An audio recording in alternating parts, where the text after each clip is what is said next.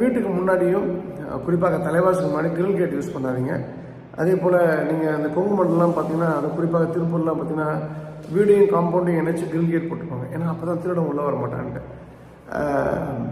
நீங்கள் இந்த எண்ணமே தப்பு. திருடன் வரமாட்டான்னு நீங்கள் அதுக்காக நீங்கள் பண்ணுறீங்கன்னா திருடன் நிச்சயமாக வருவான். என்ன அதில் குதிச்சு வராமல் உள்ளுக்குள்ளே வேலை பார்க்குறவன் திருடுவான், நம்ம நம்பிக்கை வச்சவன் திருடுவான். திருடு வந்து வேறு மாதிரி நடக்கும். குதிச்சு வந்து திருடணும் திருடன் கூட இருந்தே திருடணும் திருடன் தானே. அப்போது அது போல் திருடுகள் நடக்கக்கூடாதுன்னா அந்த கிரில் கேட்டை பிரிச்சுருங்க. வீட்டில் எப்போதுமே பணம் வைக்காதீங்க. வீட்டிலனா ஒரு 3 பவுன் 4 பவுன் செயின் போட்டிருப்பாங்க, மனைவி தாலி, 2 வளையல் போட்டிருப்பாங்க. இதை தவிர 5000 10,000 செலவு பணம் வச்சுருக்கலாம். வேறு எந்த பணத்தையுமே எந்த டாக்குமெண்ட்ஸுமே நகைகளையுமே வீட்டில் வைக்காதீங்க, லாக்கரில் வைங்க. அதுதான் சேஃபு.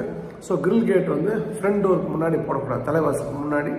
அதே போல் வீடை சுற்றி காம்பவுண்டையும் வீட்டையும் இணைச்சி கிரில் அமைப்பை வைக்காதீங்க, திருட வரக்கூடாதுன்னு சொல்லிட்டு. இதிலே வந்து நான் ஏற்கனவே சொல்லியிருக்கேன், இந்த காம்பவுண்ட் வால் உங்களுக்கு இருக்க வீடை சுற்றி காம்பவுண்ட் வால் இருக்குன்னா அந்த காம்பவுண்ட் வால் மேலே அந்த கண்ணாடி சில்லு பதிச்சு வைக்கக்கூடாது. அது என்ன திருட வரக்கூடாதுன்னு வைப்பாங்க. ஆக்சுவலாக அதுபோல் வீடுகளுக்கு எந்த பறவைகளும் வருவதில்லை. பறவைகளுக்கு இதெல்லாம் எப்படி தெரியுதுன்னு தெரியல, இந்த சயின்ஸ்லாம். அது உட்காரதில்லை, ஆனால் அதை பார்த்தாலே அந்த பறவைகள் அந்த வீட்டுக்கு வரதில்லை. ஸோ பறவைகள் ஒரு வீட்டுக்கு வரலைன்னா அந்த வீட்டில் லைவ்லினஸ் இருக்காது, உயிரோட்டம் இருக்காது என்பதை நீங்கள் புரிந்து கொள்ளுங்கள். அது மாதிரி கேஸ்க்கு வந்து செப்பரேட்டாக ரூம் கட்டுவாங்க வீட்டுக்கு வெளியில்.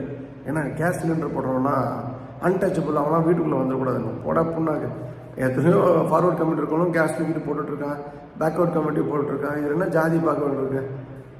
அதை வந்து அதுக்குன்னு தனி ரூம் கட் பண்ணி அமைக்கிறது தப்பு.